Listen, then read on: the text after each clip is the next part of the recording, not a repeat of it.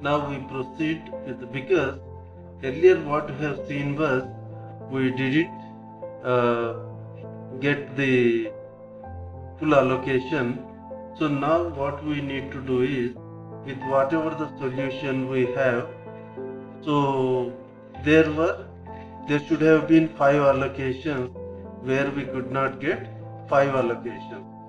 So what we need to do is we have to take the same table, that means with the same values we'll write down here. Again I am not writing J1, W1, W, because the same table we are taking. So after taking this, what we need to do is we have to draw lines which will pass through all the zeros which we have got in the earlier table. But we should draw the minimum number of lines such that they will pass through all the elements. So that they should be bare minimum number of lines. We may be able to draw more lines, but we should not do that. So here we should draw lines such that where each line will pass through maximum 0. For example, in the last row we will see a line we can draw which can pass through 2 zeros. And similarly, there is this in the first column, we can see there are 2 zeros, so that it can pass. If we draw a line, it will pass through. Then we will draw, anyhow all the zeros we should draw lines such that all the zeros should be striken off. It is our choice whether we will draw vertical lines or whether we will draw horizontal lines. It is only our choice. There is no hard and fast rule, but we should ensure that we should draw all the lines. And once we have written these lines, we have drawn these lines, they will see there are 3 kinds of elements. The elements through which the lines have passed through, and there are elements where there is intersection of lines. You can see this cursor. Here also there is intersection. Here also there is intersection. And these elements only line have passed through. 9, 0, 0, 0, 2, 1, 3, 11, 0, 2, 5, likewise. And there are other type of elements where 5, 1, 1, 8, 6, 7, 6. These elements through which no lines have gone through. So after this, what we need to do is we have to proceed to next step. Now to proceed further, after drawing lines, we have to create a new table for allocation. So we have to draw new table for allocation after the line have been drawn. So how we are going to write a new table is, where the lines have just passed through elements, we will write them as it is. That means a line has passed through 0, 0 we write as it is. Where the line, where the elements which are left free or no line has passed, we have to identify the minimum element of the table which is not striken off. So there are 5, 1, 1, 8, 6, 7, 6, 4. These are the 4 elements which were not striken off. So we have to identify the least element of this and subtract from the elements which were not striken off. So 5 was not striken off. 5 minus 1, 4 will write, and 1 minus 1, 0 will write. Again 1 minus 1, 0 will write. 8 minus 1, 7 will write. Where there is intersection of lines, So here we see 4, there was an intersection. One vertical line, one horizontal line have passed. There we have to add the minimum element. 4 plus 1, 5. 11 just line pass. As it is we have to write. Then 0 we have to write as it is because just line has passed. 2 also line has passed. 5 also line has passed. And similarly 0 will write as it is because a line has passed, vertical line. 6 was the element, no line has passed. 6 minus 1, 5 will write. 7 minus 1, 6. 6 minus 1, 5. 4 minus 1, 3. And here again there is an intersection. So 4 is there. 4 plus 1, 5. 0, just line has passed as it is right. Line passed to 2. Line passed to 1. Line passed to 3. Again at 7 there is an intersection. So 7 plus 1, 8. 9 as it is right because line has passed. Then 4 as it is, line has passed. 0 as it is, line passed. And another 0. After this is done, what we need to do is we have to proceed the same step as we did after column operation. First of all, we have to check for single 0. But if we see here, we will find 3 zeros. Then we will leave as it is. Then we will go for next row. There is a single 0 row. So the second row is single 0. So we will mark it with a bar and we will check the column. So this we mark it with bar and we check the column. And in column any zeros are there, we have to strike it off. We have striken off this 0. Then we will proceed to third row.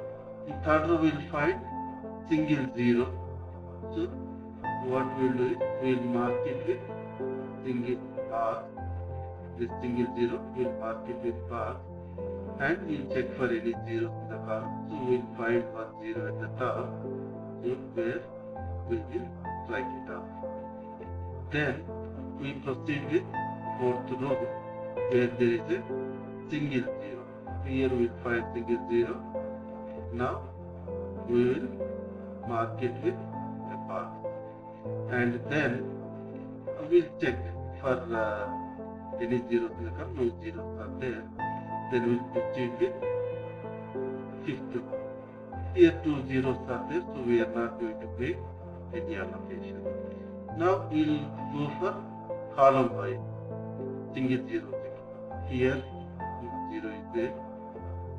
0 is there because already allocated. Here we have allocated. Here 2 zeros are there. So we are not going to make any allocation because we are checking for single 0. Single 0 column.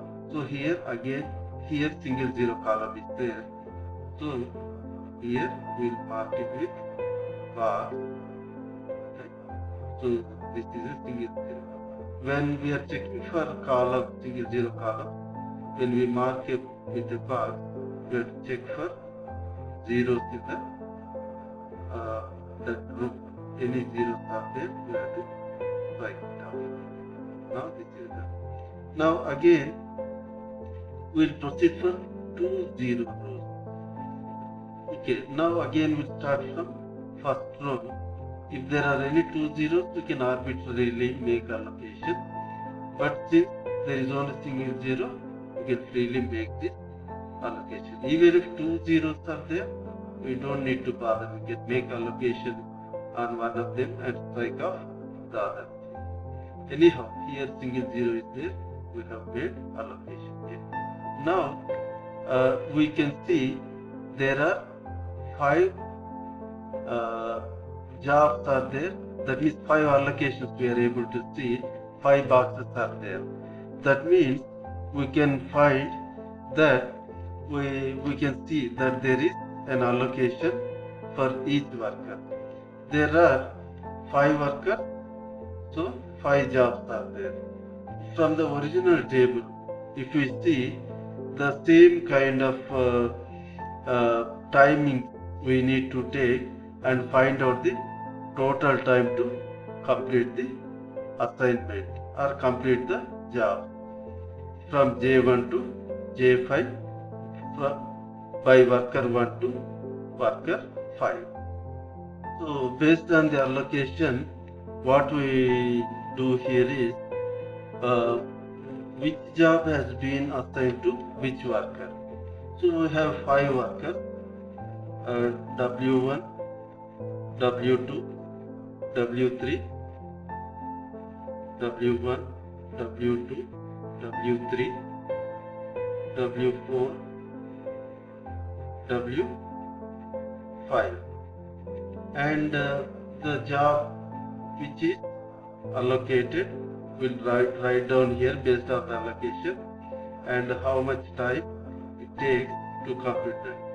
So for W1, worker 1, we see that job 4 is allocated, and from the original table we'll see it takes 16 hours to complete, and for worker 2, based on the allocation, job 3 has been allocated, which takes 8 hours to complete, and for worker 3 we'll see job 1 is allocated, which takes about 10 hours, and worker 4 we'll see job 2 has been allocated, which takes 9 hours.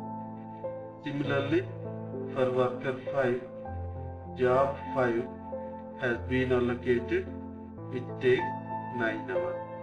So total, if we see, we can find out that it takes 52 hours. So this is the total time that is taken to complete all the jobs. This is the most optimal allocation, because even when you observe this, most of the allocations are made to least possible times. But of course there are certain situations there should be a balance. Maybe 1 or 2 jobs might have been more when compared to minimal value in the table, but mostly we can see it is assigned to, say you can see worker 5 and job 5, that is the lowest one, and similarly worker 4 and job 2, that is the lowest one, and worker 3, job 1, that is the lowest one, and worker 2 and job 3, that is also lowest one. Only in case of worker 1, though the lowest one was 10, the allocation of job 4 had 16 hours. But however, there should be some kind of balance. It is not possible to allocate, because wherever we have seen, in case of job 1, it takes 10 hours by worker 1 and also worker 3. When it is allocated for worker 3, it cannot be allocated for worker 1. That way, we'll see majority of the allocations. 4 out of 5 allocations we see, they are with the least possible time on this table.